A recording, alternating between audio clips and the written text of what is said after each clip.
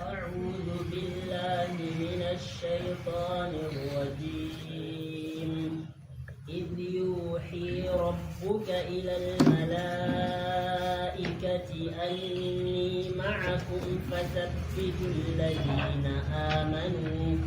سألقي في قلوب الذين كفروا الرعب فاضربوا فوق الأعناق واضربوا منهم كل بنان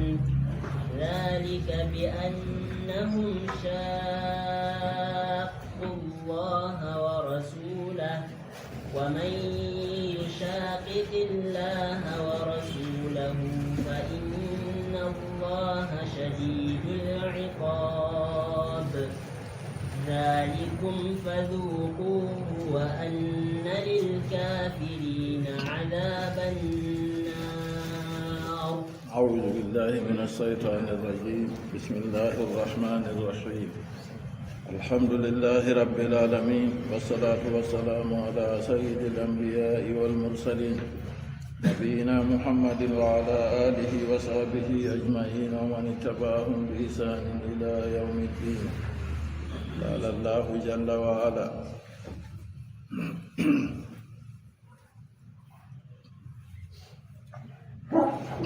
إذ يوحي ربك إلى الملائكة أني معكم فثبتوا الذين آمنوا. En jangino isu goɗɗol feere daga keñano daga isu ngasikum be gonngol feere isu wakkati yuhi rabbuka jawma wahyata ila almalaikati fa malaika en alladhina amadda bihim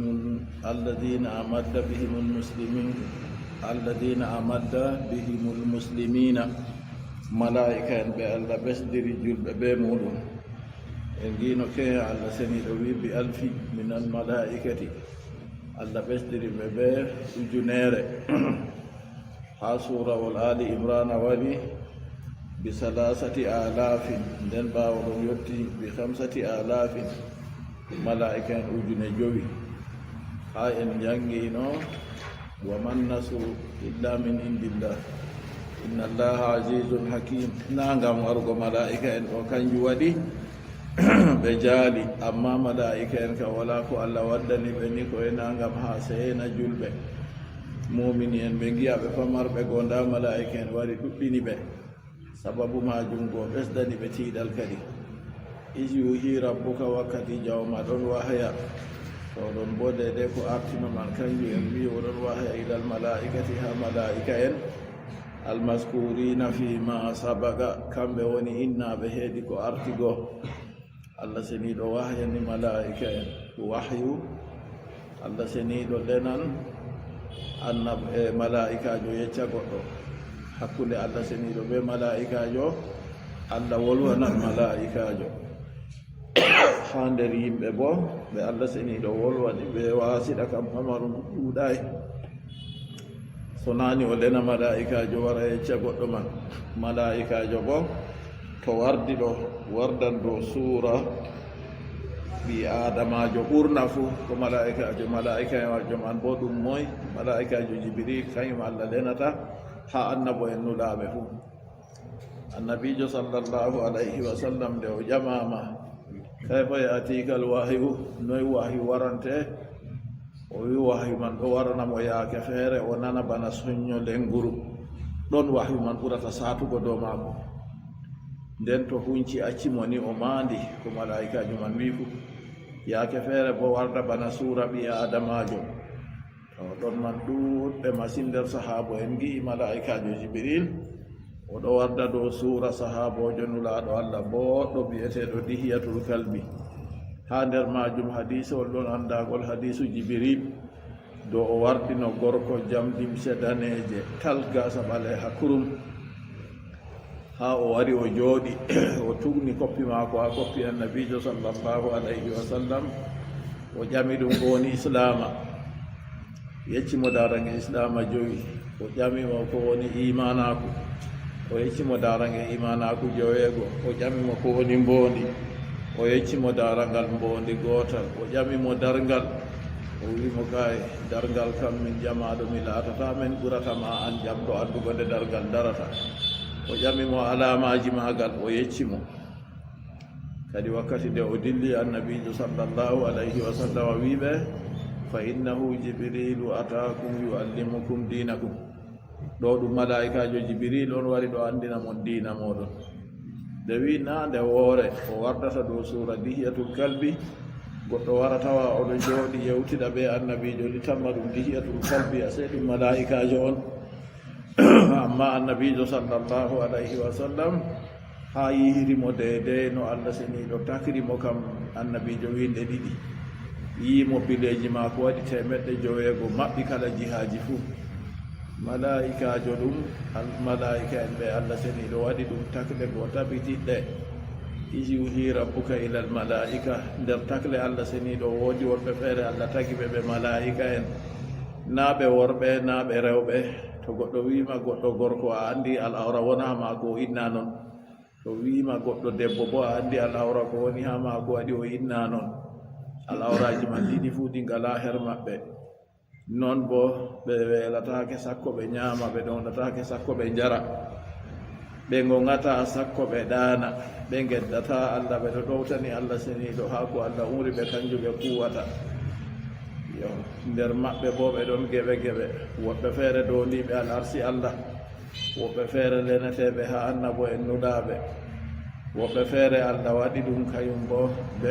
ɗon samgake riskuji yimɓe allah seniɗo waɗi nder maɓɓe malaikajo maynowo qul yatawaffakum malakul mawti alladi wukila bikum allah seniɗo waɗi woɓɓe feere aynoɓe jonta min be ma ha en jahata ɗo malaika en ɗo ayna en yeeso be ɓaawo fuu allah seniɗo ɗo lamñini men en anda to yahunde a ƴama ɓe rokkama sojejo o ñalla aynugo ma ha hirani ha yiya ko a yoɓata malaika en ɗo ayna en ɗo ko suɗere a yoɓata ngam a laatake a ɓi adama allah seniɗo wi walakad karramna bani adam kanjum waɗi a tawa ɓi adamajo ko o doƴƴi o waali ha ilagol ko nder ladde a warata a tawa miiroji ɗo nastamo kine noye noye waɗata malaika en aynoɓe bo ɗo ayna modiɓɓe mbi to nini a yi miiroji waɗi ɗo nastamo kine noppi toye toye andu aynoɓe go dilli yake a jalma ko yetti on amma so na noon a tawa goɗɗo ɗo waalini ko ɗaruɗo iɗi yimɓe wuykata ɗo allah renen doɓa wuyka waala ilagol wadda dooñe wara fala sena maako ko ko watta o umma o fiɗɗa o dilla ko ɗume gulyata nden allah seniɗo wi ɗon allah seniɗo waɗi malaika en ɗo ayna yimɓe kala gooto fu lahu muaqibatum min bayni yadayhi wa min khalfihi yahfazunahu min amrillah kala gooto fu wodanimo ɓawɗitiranɓe ɓe ɗon ayna mo ɗiggo e umrore allah yeeso ɓe ɓaawo ɓe ɗo taari gooto fu malaika en sappo ɗo ayna mo ginnaji sayɗanuji ɗum konne en men ɗiɗo giya en enen giyataɗi ɗi giɗi torrugo en allah seniɗo waɗi ɓe hinna e mum malaika en go ɗo ayna en kadi to isyuhi rabbuka ila al malaikati wakkati jawma wahyi al malaika en alladi amadda bihimul muslimin to noon wahyu allah ngongu feere bo waɗan wahyu ngu ilham ko nga worɓe feere wi ilham man fu allah waɗan malaikajo fuufa nder ɓernde goɗɗo o faama bo bana no sayɗanu fuu firta sarri ha ɓernde ɓi adamajo faama malaikajo bo fuufan hayru ha ɓernde maako o heɓa o faama ɗum fuu ɗum laatake wahyu daga to allah isi yuhi rabbuka wahyu ngongu feere bo allah seniɗo ɗo waɗa ha jeyaɓe muɗum kanju je en mi waddata hayru go nder maɓɓe bana umar ibnul khattabi radiyallahu anhu o goɗɗo mulham duuɗi heewi ko o wolwi hunde nden allah hoddiri noon man waɗanno allah wara jippina aya dow noon man nder yimɓe fuu ɗon ɗuuɗɓe a yiya goɗɗo numa hunde ka jareka kon to waɗino kaja a se noon ma allah hiitiri ɗum waɗata noon man waɗa wahyu ngongu feere bo allah seniɗo wahyani ñaaki wa awha rabbuka ila nnahli an ittahidi allah seniɗo jawmirawo ma wahyani ñaaki wahyuji allah ɓe noone muɗum feere feere ɗum fuu majum a andi fakar hunde nde ummirere allah seniɗo kam kañum woni hayru o laarude e ɗe ñaakiɗode Allah seni ɗo wi wa ha rabbuka ila nahli e ɗe ñaaku ko waɗata ɗo a foti waɗugo iri majum na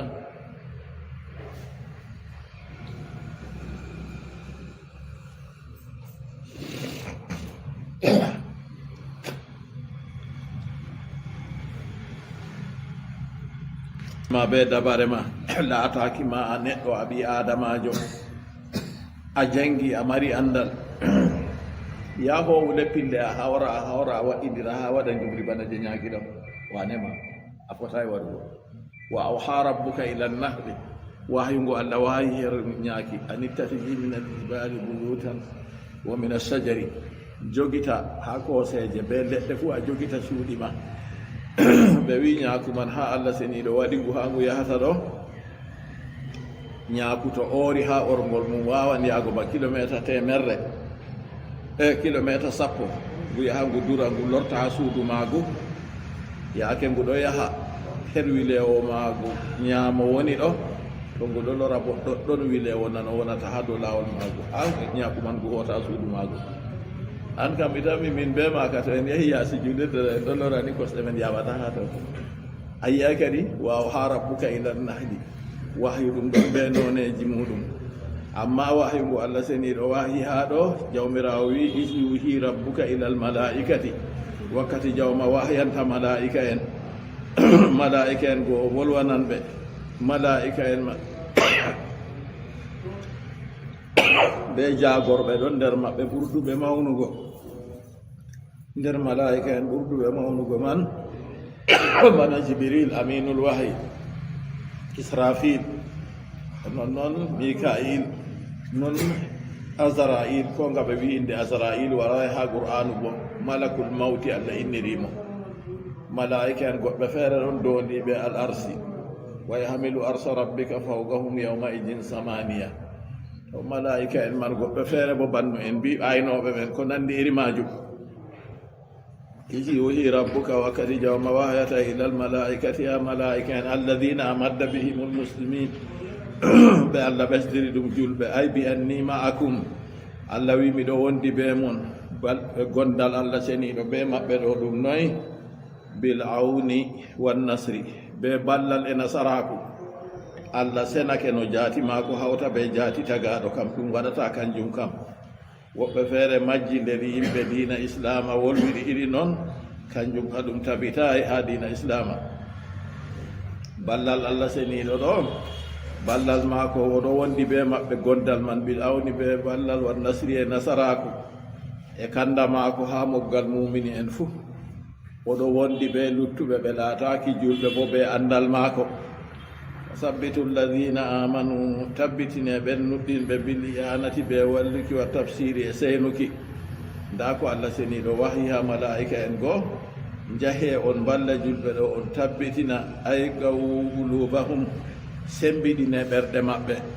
yiigo ndamon on ngari to yande man ɗo ɓe gi'i malaika en ɗo goɗɗo ɓamta ka fahi muɗum ha soppa goɗɗo ni yiya goɗɗo ɗo yeeso maako aritimo soppike feero to ɗon man ɗo ɓe gi'i ɓe amma ɓe ɗo yiira ɓe dow suura ɓiɓɓe adama on to wahtulifa fi kayfiyatiha jidda wiya sembiɗintiki malaika en sembiɗinta ɓiɓɓe adama man ɗo no ɗum warata faqila inna saytana kama anna lahu quwwatun fi ilga'i lwaswasati fi qalbi ibni adama bisu bana sayɗanu nde nini kanko man ɗo o woodi sembe o sakkinan seko nder ɓernde ɓi adamajo hunde hallunde ɓi adamajo ƴumma ha numa kuugal kallungal accu noon ha dilla huwangal sayɗanu wawi wuɓa nder ɓernde maako bana ni ha annabijo sallllahu alayhi wa sallam wimen sayɗanu ɗo dogga nder ɓandu bana no ƴiƴam doggirta kadhalika almalaku lahu quwwatun fi ilga'i lilhami fi qalbi ibni adama bilkhayri non malaikajo bo kanko bo wodanimo sembe ha wubago wahyu ha nder ɓernde ɓi adamajo be khayru to yaake nden kadi to waɗi bannigo ɓi adamajo faama khayru go nder ɓernde muɗum huwa wa yusamma ma yulgihi lmalaku ilhaman ko malaikajo wuɓata khayru ha nder ɓernde ɓi adama kanjum ka wiyete ilham wa qila inna dhalika tasabbut huduruhum alqitala ma'ahum konngol feere wi ha allah seniɗo wi fa sabbitu alladina amanu tabitin kiɓe tabitinirta nuɗɗiniɓe ɗo yahalirgo habre be maɓɓe wa ma'unatuhum lahum bil qitali bil fil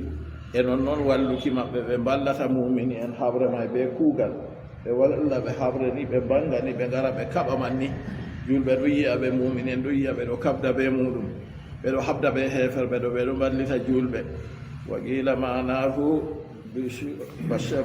bashiruhum binnasri walrafat konngol feere bo tinireɓe ɓe seynireɓe ɓe nasaraku e tinaye to nini on gari on geccaɓe fakar kamɓe mari nasaraku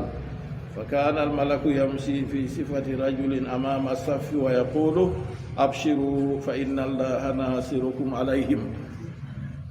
laatake ha ɗon man malaikajo aɗo yiya ɗum ɓeɗo yiya ɗum yande nden ɗo yaha ha yeeso gorko wara wiyamo yo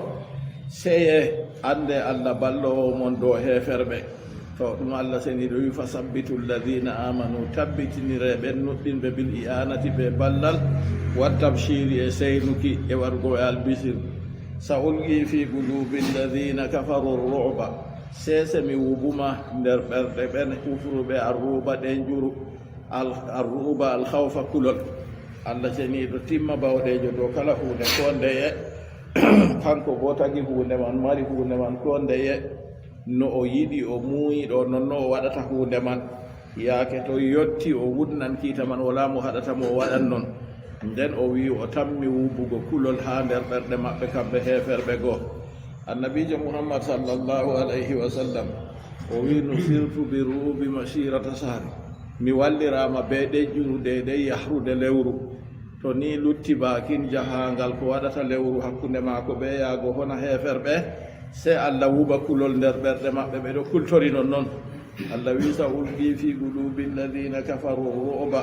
sese mi wubuma nder ɓerɗe ɓen kufruɓe arruba ɗe njuru kanjum woni kulol laatoɓe ɗo kultori a yi to kulol ardi goɗɗo dabare wonni ko balmiɗiye o mari kadi waɗatako amma to kulol daayi woodi ko habdata seeɗa fodde bawɗe maako to kanjum kadi yaake nden allah seni ɗo wi wuɓa nder ɓerɗe maɓɓe wa qila inna fawqa baaqi ala zarfiyatiha sawolgi fi qulubi alladina kafaru ruba allah seni ɗo wi wuɓanɗe njuru ɗo ɓerɗe maɓɓe noon o waɗi bo alhawfa fadribu fawqa al anaqi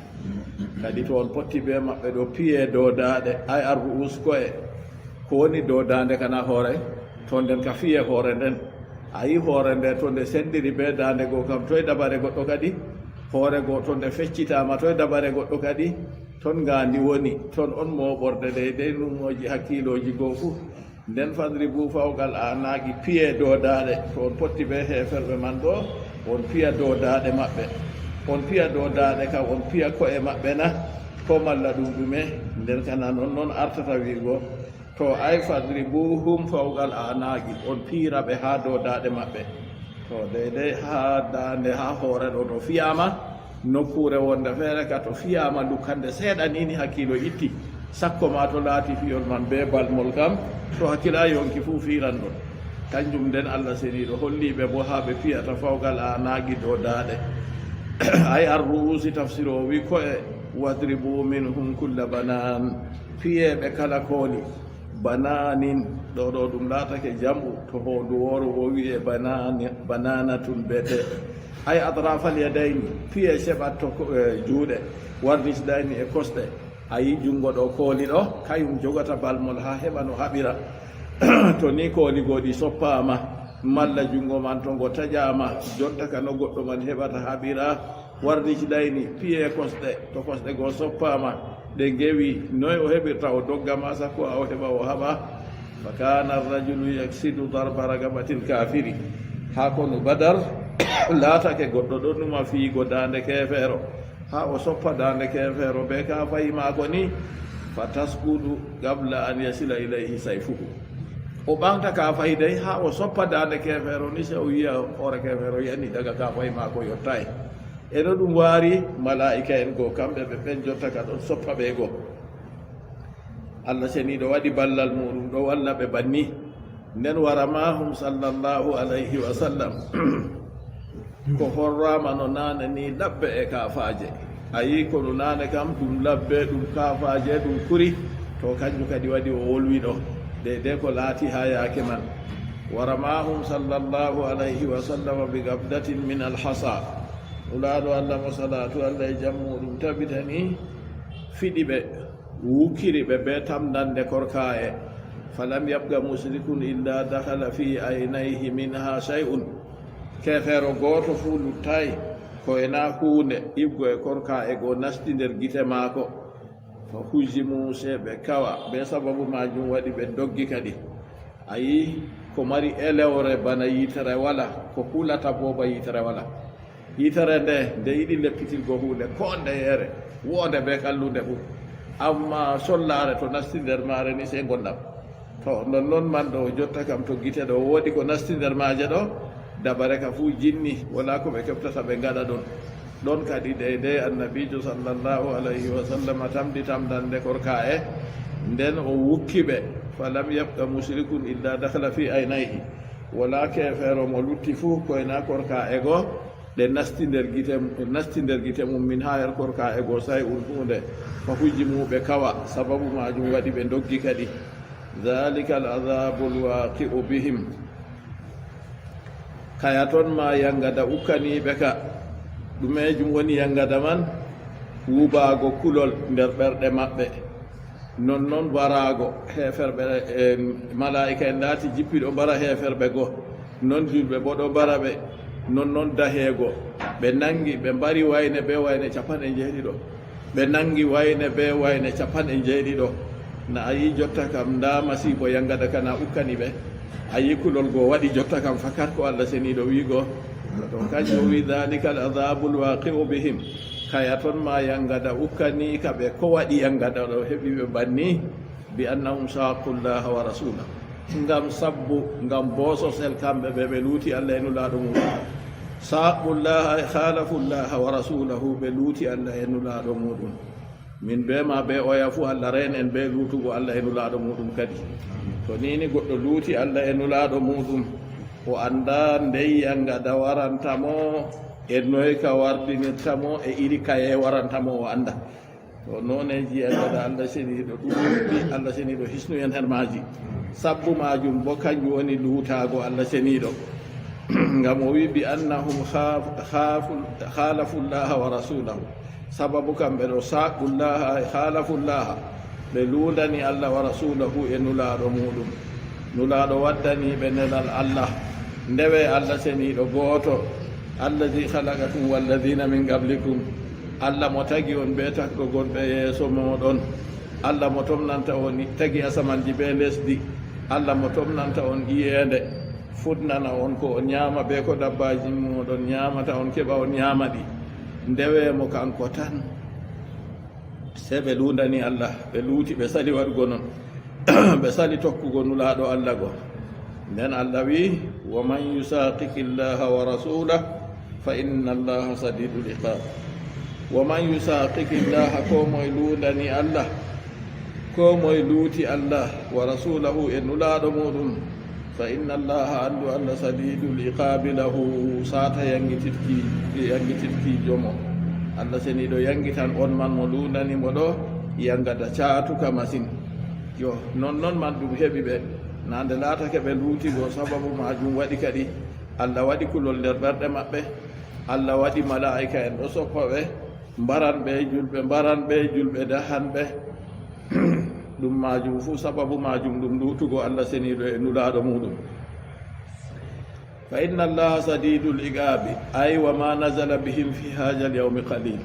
allah wi o sata yangadajo amma ko jippani ɓe ha yande ko nu badar ɗo ɗum pamaru barugo ni wayne cuɓaɓe maɓɓe nden nangugo wayne cuɓaɓe maɓɓe kaɓɓe ɗo kay ɗo may fuu ɗum pamaru goɗɗo wiya pamarum senoy kadi binnisbati lima dahara lahum indallah be ko leɓanta heedi ko allah seniɗo sigani ɓe her muɗum yangada ka alahira ka ɓe tanmi yangiteego dow ɗo man fahinta nden ka ɗo kam ɗum pamaru allah seniɗo fa inna allaha sadidul iqabi allah sata yangitikijo heedi moy ka im woni mo luundanimo go to kamɓe bo sababu majum waɗi ɓe luundanimo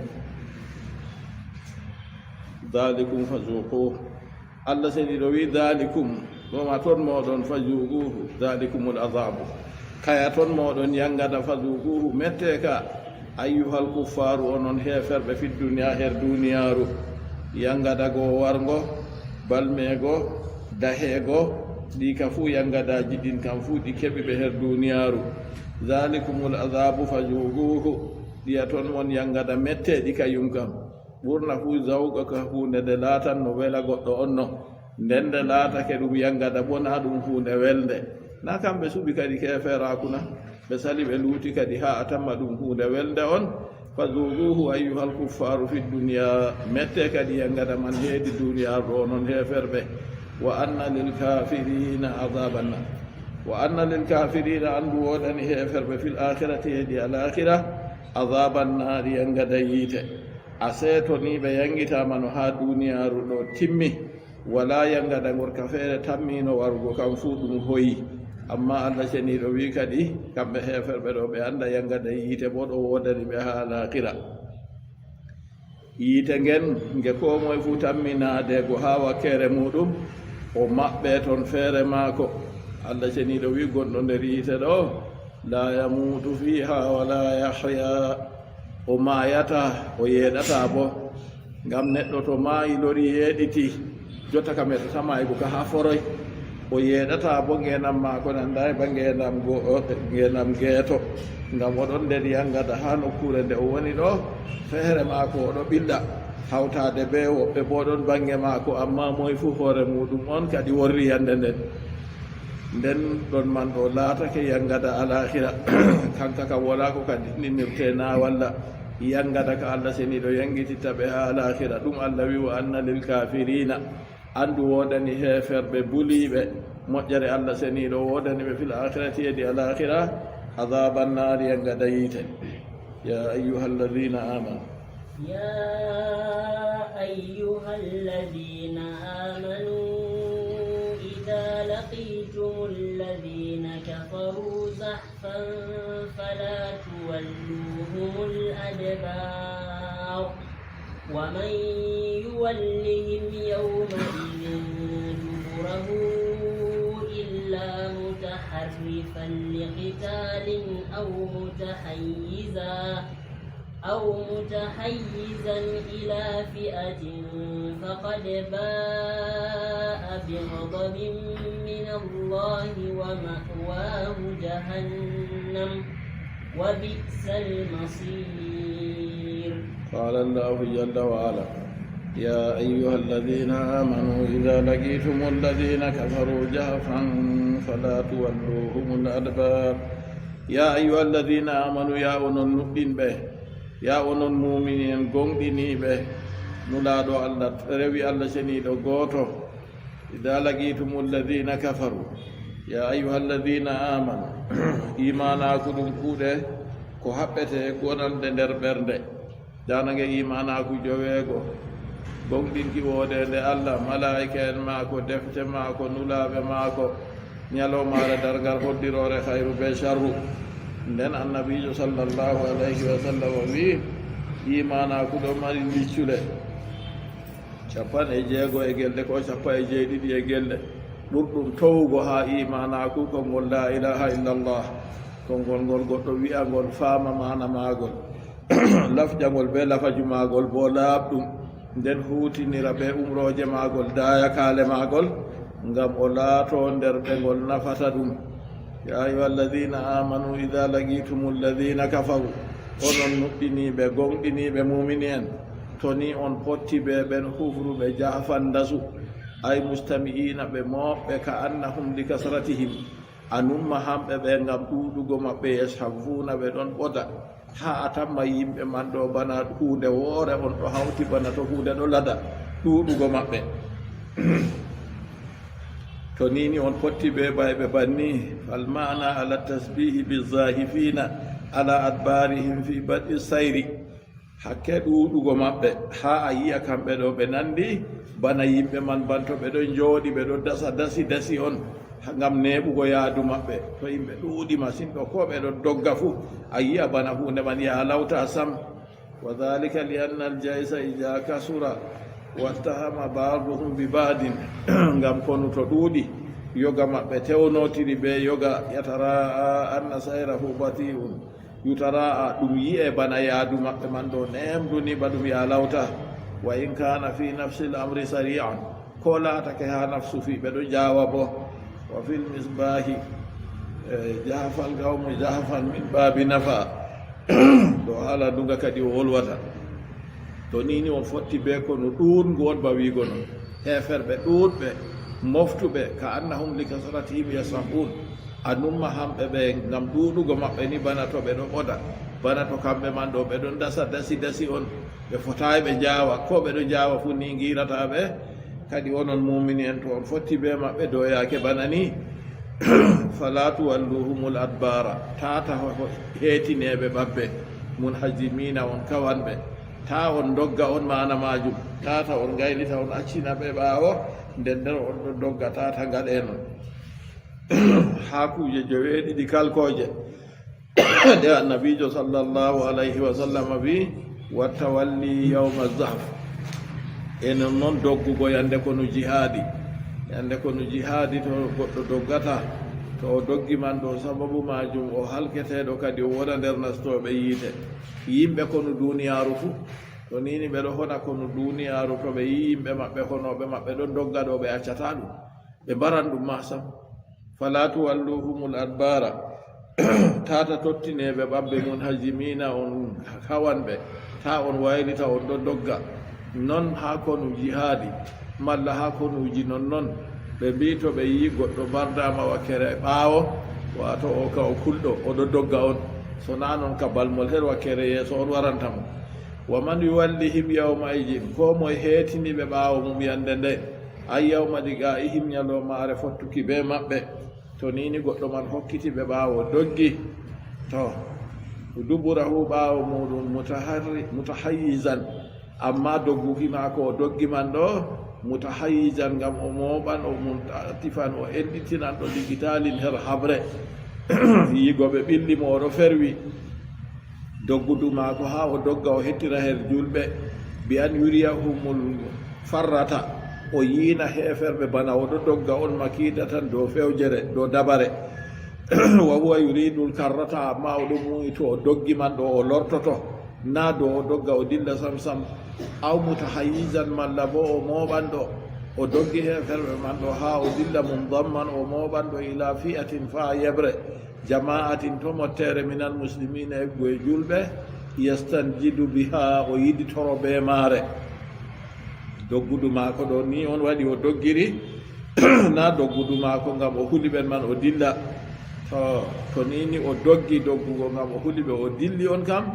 faqad ba'a bi ghadabin min Allah faqad ba'a giga o soƴƴitake raja o lortiɗi bi ghadabin ɓe tikkere min Allah e daga to Allah ko habdanno o renta fuu bo tikkere Allah seniɗo on o habdanno rentago a semo yahi jihaadi doggi kam kayum tikkere Allah hoɗan dow muɗum to tikkere Allah hoɗi dow maako bo mbar jaari maako ɗume ɓaawo man kadi Allah wi wa ma'awahu jahannam moɓorde maako woni yiite jahannam wa bisal masiru halli yahrude almarjibu soƴƴitorde hiya kange ɗum kadi ha jihaadi ɗum goɗɗo doggata wa hada mahsusun o wi amma dey na kala jihaadi pat ɓe doggata man ɗo wa hada mahsusun o wi ɗo ɗum kertora ɗum tafsir o wiyata bima ida lam yajidi lkuffaru ala difi to ni heferɓe ɓesday dow cowol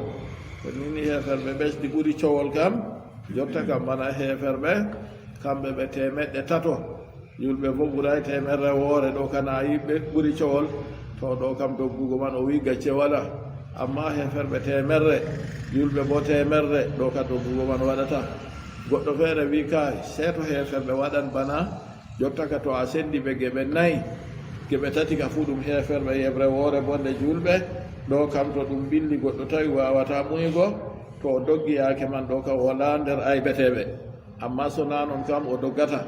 to kanjum to nanon to yottayno noon o doggi kam faqad ba'a bi ghadabin min Allah haqiqa o soƴƴitidake o lortiɗi be tikkere daga Allah mo Allah seniɗo tikkani bo to maayi to yahata wa mawahu jahannam mo ɓorde ma ko woni yiite jahannam wa bisal masiru halli yahrude hiya hange المرجع سئتورده وهذا مخصوص بما إذا لم يجد الكفار على الضعف فلم تقتلوهم ولكن الله قتلهم وما رميت إذ رميت ولكن الله رمى وليبلي المؤمنين منه بلاء حسنا إن الله سميع عليم ذلكم وأن الله موهن كيد الكافرين قال الله جل وعلا فلم تقتلوهم وانبرائب ببدر هاكونوا بدر warmo won bari be hakono badar onon mu'mini en na onon bari be dey nazalat hadhihi al-ayatu lamma iftahara al-muslimuna ba'da ruju'ihim min badrin aya ka jippi bawo de nini julbe joki bawo lortaaki mabbe kono badar ndabe nangi wayne be wayne capay jeedido be bari wayne be wayne capay jeedido be hebi jaalorgal hunde andaka iri banani ha duniyaru sam ha lawol dina jan fakana alwahidu minhum yaqul goto nder mabbe laatake do wi'a ana qataltu kaza min mi bari yimbe ni asartu kaza min mi dahi yimbe mi nangi yimbe ni fa allamahumullahu aladaba sai Allah andini be needi kadi bi qawlihi be kongol mudum falam taqtuluhum on baraybe tata on tamma on be dabare mon onon bari be dey to tata on jukoro be majum dey to hakkila an bokadi min on jangini wayne en ni kaza min on andini wayne ni kaza min okki wayne ni kaza min ekkitini wayne ni kaza ya sesi to nini a waɗi ɗum gam Allah kam accule na wala haje wolwugo to a wolwawi fu Allah ka ɗo andi ɗum kañum a heɓan bar jarima amma to a wolwi ɗo ɗum waddante hunde wonde feere dey to Allah seni ɗo wi falam taktuluhum on baraɓe bi badirin ha konu badar de ko on bolwata on mbiyata on bari ni on dahi ni ɗo on bardayɓe bigu watikum be sembe moɗon toy kadi on woodi no sembe sakkona walillahi lizzatu wa lirasulihi wa lilmuminin Allah mari sembe be nulaɗo mum be mumini en walakinna allaha qatalahum amma sekaka Allah on bardi ɓe binasrihi ɓe ballal maako iyakum ɗo moɗon sona Allah walli on foti on heɓa on jaalaɓe na ɗum ɓe ujunere fom Allah ma temeɗɗe jowenayo capanɗe jowo onon bo temeɗɗe tati e sappo e tati ha toy kadi on foti jaalago ɓe na walakinna allaha qatalahum binasrihi iyakum amma se kaka Allah on bardi ɓe Allah wariri ɓe ɓe ballal ngal Allah walli on wa ma ramayta is ramayta an bo a wuɓayi wakkati a wuɓi a fiɗayi ya Muhammad ayunal gawmi gite yimɓe isra mayta wakkati a fuɗino bil hasa be korka e li anna kaffan min al hasa ngam newre woore ibgo e korka e la yamlau uyuna al jaysil kasiri bi ramyati basarin kayum man ɗo ɗum hebbinta gite kono ɗongo be sakkinande ɓaliranke ɗi adamajo nokka nder newre jungo mum ni wukka to a wukki ko nder julirde ɗo tan goɗɗo kana memata ɗum masakko ha nasta gite mum nden ɓeɗo nasti gite maɓɓe ɓe fufu kai ɗo na an waɗi ɗum Allah seni ɗo wi annabijo sallllahu alayhi wa sallam o banani o wiyata haysu jama'a bayna nafi wal isbati o wi ha banguɗum man kam zahiruhu tanaguɗu bana yiya woodi fistidirkini wa ma ramayta is ramayta an annabijo a fiɗayi wakkati a fiɗi ɗo oɗon man kana bana haala man fistotiri seeɗa to o wi amma bana noon haysu jama bayna nafi wal isbati ndenini o mooɓi hakkunde riiwuki be tabbitinki wa ma ramayta o riiwi a fiɗay isramayta wakkati a fiɗi ɗo bona o tabbitini ko woni jawabu annal manfiya ramya ko woni diwa ɗum kam ɗum fitki na sakkinki amma haka e man ɗe nasta gite ɗo bimana isalul hasa li ayunihim ha korka e man ɗe ngara ɗe nasta nder gite maɓɓe ko jarade nasta nder gite maɓɓe ɗo kanjum man on na haala sakkinande mere wal musbatu fi'lu rami ko tabbitina herɗon bo ɗum kuugal sakkinki o hoo'i korka e go o wukki kanjum ka o waɗi banni amma ha ɗe dilla korka e go ɗe jaha bi isali dhalika ilayhim be sonugo korka e go ha heferɓe go ɗe nasta ha nder gite maɓɓe to kanjum kana kan ko waɗi ɗum walakin allah harama kanjo o wi se kaka allah on fiɗi bi isali dhalika ɓe sonuki bolwa ɗum ɗo ilayhim her maɓɓe fa ala dhalika liyakhara alkafirina allah seniɗo huwi bolwa ɗum ɗo gam o jaalira heferɓe ɓe majum to o umrima an ka sakkinkitande a sakkini goo ɗum sabbibini kadi ɗon goo ɗum korka e goo nasti gite maɓɓe a yi gite goo bo to hunde nasti gite goo yitere man nde wawata feerugo sakko nde yi'a to yitere goo feera yi'ay konnejo muɗum noy haɓirta ɓe maako kadi nangugoɓe ɓe mbarugoɓe fuu yaake nder ka hoyi kadi ɗum o wiyata ɗum ɗo laatake an ka sakkinki tan a sakkini amma naadugo korka e man ha nder gite ɓeɗo go ha ɓe torro kanjum kam allah seni ɗon walakin allah harama allah seni ɗon waɗi soni korka e go ha nder gite maɓɓe waliyubliya almuminina minhu bala'an hasana nonnoon gam allah seni ɗo waliyubliya almuminina gam o jarriba nuɗɗinɓe minhu daga to maako bala'an ay ata an dokkal hasanan bongal huwal ganimatu kanjo ndalagu korka e go nde nasti gite maɓɓe jonta ka ɓe mbawa ɓe gi'ata ma sakko ɓe mbawa habre nangugoɓe ɓe mbarugoɓe fuu hoyi kadi to ɓe nangi ɓe goo bo jonta ka ɓe heɓi dalagu ɓe heɓi ɓe dahi ɓen goo inna allaha sami'un andu allah nanoli akwalim ɗonguɗi maɓɓe alimun anduɗo bo bi ahwalim yakeji maɓɓe allah seniɗo anduɗo hunde ko ndeye o timma bawɗejo ha hunde ko ndeyere asbabu nujulil aya sababuji jippaki aya wa ma ramayta is ramayta walakinna allah harama rawal hakimu an sa'id ibn al-musayyib an abihi qala aqbala ubay ibn khalaf yawma uhud kafir bi'atad ubay bi khalaf wa husiti no yande kono uhud ila nabi sallallahu alayhi wa sallam fa khallu sabilahu bi achni wadatal mako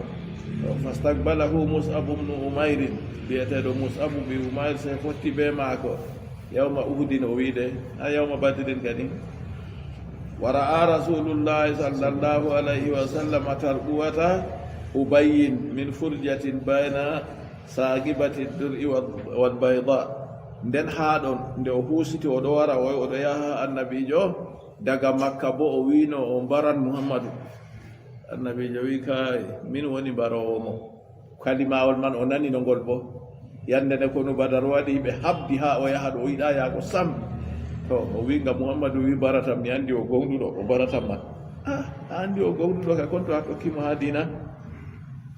nde o husiti oɗo wara oɗo samna puccu maako se annabijo yi ha dede caka loyle maako ɗo ha hakkunde jotta kam kolikolire ɗo ɗo hoore maako nden sulkewol bo oɗo ɓorni ha ɓandu maako hakkunde kolikolire be sulke go ha dede loygal maako nulaɗo allah yi nokkure ɗon ɓe wi ɗum labboje leggal mere konngol feere ka wi ɗon annabijo sallllahu alayhi wa sallam huusi se fiɗirimo be majum wakkati nde fiɗirimo be majum wari fiɗimo ha loygal maako go ko laral taƴayde pellel man ɓorti se o do'i tan oɗo wooka ha ɗon oɗo do'a fa ta'anahu bi harbatin fa sagada min farasihi wa lam yahruj min tanatihi dam ha pellel annabijo fiɗimo ɗo ƴiƴam ma wurtay ɗon sam se o do'i daga to puccu maako fa kasara dila an nden beccal maako yewi ha sababu ɗon go fa atahu ashabuhu wa huwa yafuruhu warsaw sobiraɓe maako waranimo oɗo booda ba boodugo kalandi fa galu law ɓe mbimo ma ajaka innama huwa harsum e an o ha hunde ko tampinimana hunde ɓuray ngasande ni tan woni ha ma on a watta banniɗo fa zakara lahum qawla rasulillahi sallllahu alayhi wa sallam se o siftiniri ɓe konngol nulaɗo allah o wi annabijo wino bal ana aktulu ubayyan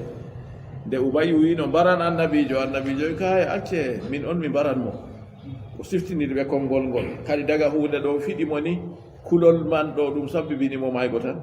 summa gala hoti o wi walladi nafsi biyadihi law kana hadha alladi bi ali jilmijaz lamatu ajma'in o wi jonta komi nanata nawɗum ɗum mi wordi ɗo wondo to ɗum laatanake no yimɓe nokkure wiyetene julmijaz ɓe pat maɓɓe ɓe mayanno dede hunde nde mi nanta min feere am jonta ɗo fa mata ubayyun gabla an yaqdima makka se ubayyu go maayi tan daga o hewtay makka fa anzala llahu allah jippini وما رميت إذ رميت ولكن الله رمى أن محمد وفداي وكتي أفيدي دو أما سكاك الله فيدي أن كاسكني تن فيد أن نعم فيد أن نكون نرى البرتاي on sabbi bini ha yewi be ci ha on gondo imayi a andi do kan wari daga to Allah to be wi sahihul isnadi lakinnahu gharibun hadithol man tu gorgal magol ka bongal amma hadithol gharib wodi hadith ko be wiata gharib modi be hadith wiata wa akhraj ibn jarir an abdurrahman ibn jubair anna rasulullah sallallahu alaihi wasallam yawm khaybar da'a biqaus farama al-hisna fa aqbala sahma wa yahudi den o wi annabijo sallallahu alayhi wa sallam ƴownino yendo e kono badar to yende kono yawma haybari yende kono haybar to ka ha duuɓi ɓaawo ɗo kadi to ɗon goo o ƴewni o lagawal ɓe gaddanimo lagawal faramal hisna se o tiiti ha wakkere soroji maɓɓe kaɗitiɗi o fooɗi yiriwol o sakkini kurol ɗon fa aqbala sahama yahudi se ɗon go kurol goo se lorti wari fotti ɓe yahudinkejo hatta gata lamna abil hugaygi ha kurol gol ngol lori ngol yahi ngol mbari yahude jobbi eteɗo abil hugaygi wa huwa fi firasihi oɗo wali bo ha dow ɓe ite mako soroji maɓɓe ɗo bo ɗum suuɗi catuɗi deydey fu satake ko hoyi kurol go dillini ha yahi tawi mo ɗon go fiɗimo ha dow leeso mako mbari mo fa anzala llahu allah jippini wa ma ramayta is ramayta walakinna allaha rama a fiɗayi wakkati a fiɗi ɗo amma se kaka Allah on fiɗi sakkinande kam daga to ma amma yaago yaha wappa fiɗa oɗo ha baramo ɗo Allah seniɗo on waɗi ɗum kanjum man non mursalun jayyidul isnad o wi hadis on man ngol mursal amma tugorde magol bo bongal woodi ko modiɓɓe hadis modiɓɓe mustalahul hadis mbiyanmi ɗo wiya modiɓɓe hadis konga ɗum fotan bo modiɓɓe mustalahul hadis woodi ko ɓe mbiyata hadis ol mursal hadise wol wara fille nden sahabojo pindiɗe ngol ha annabijo innaka ɓe mbi lakinnahu garib amma se kaka ngol garib fahim garib bo ɗo bo ngol luɗani ha deydey yimɓe woɓɓe feere ɓe wondi ha modiɓɓe go wal masuru annaha najalat fi ramiyati yawmi badrin yewwa kanju o wi ko laati lolluɗum kam aya ka jippi kanka ka ha fiɗande yande kono badar on bil gabdati min al hasba ɓe tamnande nde korka e وروى ابن جرير وابن أبي حاتم والطبراني عن حكيم بن هزام قالوا لما كان يوم بدر دلاتك يندكون بدر سمينا صوتا وقع من السماء إلى الأرض منني صوت منني هولو دغدو هولو غودو ديرتني هاغوري هالسدي كأنه صوت حصى أنما بنا صوت كوركاي وقال في تستين درتاساو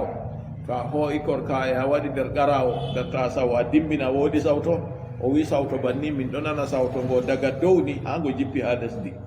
warama rasulullahi sallllahu alayhi wa sallam bi tilka alhasba se korka eɗe jippino go nulaɗo allah hooyi kanje man o fiɗiri wakkere heferɓe fan hajamna se min kawi fa dhalika qawluhu o wi kanjum woni konngol maako wama ramayta is ramayta walakinna allaha rama وأخرج أبو السيخ نحوه كأن بورتني كنان بما قال عن جابر وابن عباس ولابن جرير من وجه آخر مرسلا نحوه نون ابن جرير كان كفو ورتني بكنان بما قال هو ستر دوان لفيره أما كان قال فو وينقل مرسل أسباب النجول توني دي وريها أسباب النجول سبب وجي فوق آية وما رميت إذ رميت ولكن الله رمى ha sababuji man kanji waɗi wono waddi hadiseji ɗin ko tindini her toon wali yubliya almuminina minhu bala'an hasana allah seni ɗo waɗi kanjum ɗo gam o jarribira julɓe jarraba boɗɗo to bala'u ɗo wonan je masibo wonan bo je hayru to ɗo ka wali yubliya almuminina minhu bala'an ay ata an dokkal hasanan bongal huwal ganimatu kangal woni ndalagu inna allaha andu allah sami'un nano li aqwalihim konguɗi maɓɓe alimun anduɗo bi ahwalihim yakeji maɓɓe dhalikum wa anna allaha muhinu kaydil kafirin dhalikum bolwa ɗum moɗon al iha'u wahayaki ɗo haqqun ɗum gonga wahyu kiki allah seni ɗo wahi fa yakunu kañuman ɗo ɗum laati ɓe ɗo gonga wal mana dhalikum al iha'u lil mu'minina haqqun wahayaki kiya toon maki allah wahayani mumini en ɗum gonga ɗum tabitit ɗum wa tawhinu kaydil kafirina haqqun e tampinki fewjere heferɓe kayum bo non ɗum haqqun ɗum tabitit ɗum allah ceniɗo waɗiri ɗum be hikima muɗum wa anna allaha muhinu allah tampinowo muɗɗifu tampinowo kaydil kafirina fewjere heferɓe dabare maɓɓe nde ɓe dawri ɓe waɗi fuu allah seniɗo tampinande allah seniɗo wallowo dina muɗum wallowo nulaɗo muɗum wallowo mumini en fuu be sarɗi dey to ɓe laati ɓe ballowo e dina wala yansuranna allahu man yansuru in tastaftihu إن تستفتحوا فقد جاءكم الفتح وإن تنتهوا فهو خير لكم وإن تعودوا نعد ولن تغني عنكم فئتكم شيئا ولو كثرت وأن الله مع المؤمنين. قال جل وعلا in tastaftihu to ni on ɗaɓɓiti omtaneki ayyuhal kuffaru onon heferɓe ay tanɗugol fatha to on ɗaɓɓiti omtuki kiye o wi'ay algada to on ɗaɓɓiti kiita hina gala abu jahlin wakkati baba majjere wi minkum nder moɗon allahumma ayyuna kana akta lirrahimi wa atana bima la na'rifu fa ahinhu lgadata o anda ko oɗo wi'a sam abu jahli waɗi do'a yande ndey yande konu badargo abu jahli wi'ata yo ya allah ko moye nder amin waddi ko taƴata sompo o waddani min hunde nde min anda yawnumo fajirire nde yawnumo bibbire nde ay ahliku halkumo ni on abu jahli kayum waɗi do'a muɗum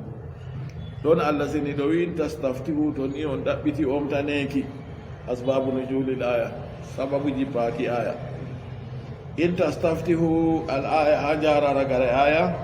rawal hakimu an abdillahi ibni salabata ibni sagirin qala kana al mustaftihu aba jahlin laatake goɗɗo mo waɗata do'a mum ɗo ɗaɓɓita kiita ɗo ɗum baba majjere fa innahu qala hina altagal gawmu wakkati nde yimɓe potti jotta kam annabijo ɓe sahabo en mum ɓe kamɓe ɓura sinko en heferɓe nde ɓe potti yande konu badar sey abu jahli wiyata ya allah ko moye amin laati ɓuri tawgo sompo acci bandiraɓe mum yillataɓe waddani min bo ɓe hunde nde min anda yawnumo bibbire nde fajirire nde halkumo wa kana dhalika istiftahan bolwa ɗum ɗo naatake ɗum do'uki ɗaɓɓitirki do'a ɗaɓɓitirki omtaneki fa anzala llahu ɗon sey allah jippini kadi in tastaftihu faqad ja'akumul fath to nini on ɗaɓɓiti kiita kay kiita ka warani on ila gawli ha jara konngol allah wa inna allaha ma al muminin andu allah kada wondi be muminin akhraj ibnu abi hatim an atiyata qala abu jahlin allahumma ansur a'izzal fi'ataini wa akrimil fi'ataini abu jahli waɗi do'a mako wiyata ya allah unsur wallu a'izzal fi'ataini ɓurde teddugo ha nder geɓe ɗiɗi wa akrimil firqataini teddinde wa akramin firqataini non bo wallu ɓurde teddugo heedi geɓe ɗiɗi o anda sam kanko ka o tammi hako ɗo ton teddugal woni fa nazalat se aya jippi in tastaftihu faqad ja'akumul fathu to nini on ɗaɓɓiti omtaneki on ɗaɓɓiti kiita haqiqa kiita wari faqad ja'akumul fathu wal gada'u kiita bi halaki man huwa kadhalika be halkuki mo laati bolwaɗum mo laati banani moy on laati kadi jotta ka ɓuri tawigo sompo moy waddani yimɓe hunde nde yimɓe andade allah wadday wa huwa abu jahl kanko woni baba majjere ko be mo nandi e maako waman qutila maahu be ɓen bardaɓe be maako duna nabi sallllahu alayhi wa sallam ga en annabijo al muminina e nuɗɗinɓe derɗirawo julɗo to a waɗan do'a ɗo andu ko a do'ata dey miɗo wolwa haala mi lornita ka tum yimon hitande go goɗɗo feere ɗo aynanayi goɗɗo sey o iftoye ha walde o waali oɗo hoota o tawi yimɓe ɗo mofti a yonde goɗɗo feere o lorti o wi ko mofti on ha ɗo ɗo wi min ɗo mofti ha min gaɗa do'a wi do'a ɗume o wi ha min gaɗa do'a allah nangu wiɓe nayi o wi mi jaɓata do'a mumai alaji wayne a julɗo ha miɗa waɗa do Allah nangu wuyɓe nayi a jaɓata ka mi jaɓata mi tawi onon ɓe on anda Allah sam min miɗo halfinayi wayne miɗo wujja an moɓe mofti ha yonde maɗo nayi gujjaɗi fof a nayi maɓe tawata gujjoɓe fof wuyɓe fof ɗum soɓiraɓe ma nden on wiya on ɗo waɗa do Allah nangu wuyɓe nayi ha on tambito on waɗi do amay ka jaabi en luttanna ɓe jeeɗi siru ɓe dullino ɓe gaɗa se o wi ɓe anda gotel kam en gaɗa do'a Allah nangu wujjoɓe nayi hirsa ɓe wi oho o hen gaɗa noon may ɓe waɗi noon may yande may yaltayi jamu sare may ɓe nangin kañum to a waɗan do'a ɗo useni andu Allah on a wiya ɗo tora de o jaban do'a may ɗo a laaɓayi nden woyi ha gite yimɓe ha wi'e en gaɗe do'a waɗata mallum ha pellel kiita ɗo goɗɗo gaƴƴina mi fiyan deftere mi waɗan nini bisimilla ya nango a wara fiya deftere to wurti rut e ɗume a gaƴƴinta mere a andi a fewo o nda a yiya Abu Jahli ko doyi ko jotta kam kala mo laati ɓuri tawigo Sonko waddani min komin anda fuu Allah mbarumo fajirire nde o mbarama may ɓe nandi e maako fuu nasallah salamata wal afiya nden annabijo sallallahu alayhi wa sallam kañum be sahabo en ɓe kisi nden ka kamɓe ka ɓe waddana yimɓe ko ɓe anda ɓe ta'ay Sonko wa in tantahu to ni on kempiɗi to nini anil kufri on accini keferaku wal harbi e haɓre on acci hufranago Allah on acci wulugo Allah on lortake ha wuluki on wotiɗini Allah on kulimo on gaɗi kanko on deweteɗo moɗon kañum tan on gomɗini annabijo Muhammad sallallahu alayhi wa sallam on acci habdugo be maako fa huwa khairul lakum kanjum on ko ɓurani on wa in ta'udu to on so'iti on lortake ligitali nabi sallallahu alayhi wa sallam har habduki be annabijo na'ut minin bo min lortoto li nasrihi alaykum ngam walluki mo dow moɗon non noon Allah seniɗo wi banni walan tugniya ankum fi'atukum shay'a fi'atukum jama'are mon jama'atukum tomottere moɗon walam tugni tarfa'u jaynitata duñata ankum accina on say an hunde no famɗiri fuu ɗuɗgo moɗon no tata on tamma nafanna kanjum nafata ballal heedi Allah woni walaw kasurat ko jama'are moɗon mande ɗuuɗi wa inna Allaha ma'al mu'minin ande Allah ka ɗo wondi be mu'mini en o wi wa inna Allaha ma'al mu'minina bi kasri inna istinafan do fuɗɗititki wa fathiha wa anna Allaha ma'al mu'minin ɗon bo ala taqdiri laami dow hoddirki laamu wa li anna Allaha to laatake ɗon man ɗo ɗo tabiti non man na yande man tan dey ha foroy bananiɗo seedata Allah ceniɗo ɗo wondi be walluki mumini en ɗo ko dey heferɓe bo no ɓe ɗuuɗiri ɗo fuu nasaraku waɗanaɓe na en ɗo giya misalu majum ha jamanuru men ha en goni jonta marugo balmi maɓɓe ɗuuɗa ɓe gaɗa ko ɓe gaɗata fuu waɗukumi maɓɓe kuuje goɗɗe feere ɗe ɓe heɓata ɓe kefta ɓe giya kuuje lugguɗe ɗon fuu majum ɓe kabdi be mumini en man ko ɓe dulli no ɓe waɗa yimɓe feere ɗo haɓa duuɓi no gas nde ɓe gurtini ɓeɗo goo lorti ha nokkuure man ko nandi iri banni yimɓe duuɓi capanɗe ɗo haɓa ɓe gi'ata yimɓe man maɓɓe ɓe kabdata ɓe muɗum man ma sakko ɗon man ma imanakumal wonno ngu wayi seeɗa on to imanakumal laaɓi ka a tammi ɓe foti heɓugo yimɓe ko ɓe hunde ko nde yeere na ɗuuɗugo maɓɓe ɗo nafata to laatake ɓe lorti ɓe wi ɓe kabdan ɓe annabijo sallallahu alayhi wa sallam ɓe jotake ɗo keferaku ɗuuɗugo maɓɓe ɗo wona ko nafata ɓe ko ɗumejum ngam Allah seni ɗo wondi ɓe mumini en mo Allah seni ɗo wondi ɓe muɗum kayum wonata kisowo min be ma fu derɗiraɓe laaten men en nuɗɗiniɓe jam imanaku bo na ko o yiɗi ono huwata dey ko Allah seni ɗo sar'i suɓi leni wangini ɓe majum kanjum o tokkoto nasalullah salamata wal afia